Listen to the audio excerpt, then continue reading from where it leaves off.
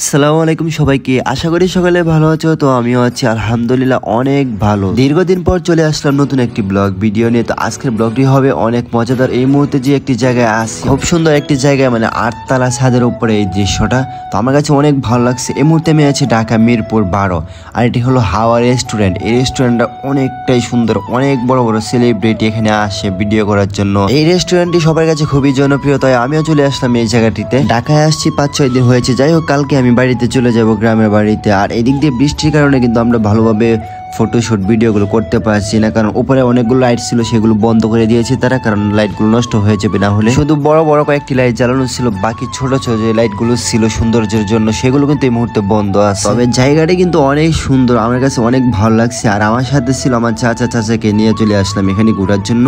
চাচা মিরপুর থাকে 12 নম্বর, আর সাথে ছিল আরেক ভাই।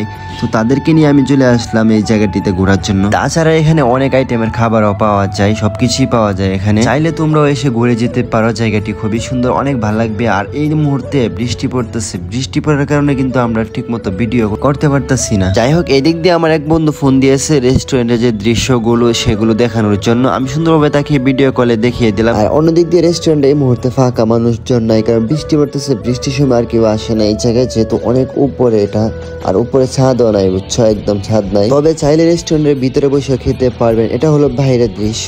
এই জায়গাটি কার কার ভালো লাগছে সবাই একটি কমেন্ট করে যাও, কমেন্টে বলে যাও যে জায়গাটি কেমন। আজকের ভিডিওটি আর খুব বেশি লম্বা করবো না, কারণ বৃষ্টির কারণে মানুষজন নাই, খুবই ফাঁকা। অন্য সময় মানুষের ঢল থাকে এটা ভিতরে, এটা সবাই জানে, অনলাইনেও খুবই পরিচিত, বা বাস্তবে মিরপুর আসলে বুঝতে পারবেন জায়গাটি কতটা পরিচিত। যাই হোক, সবাই ভালো থাকবেন, সুস্থ থাকবেন, বাই বাই।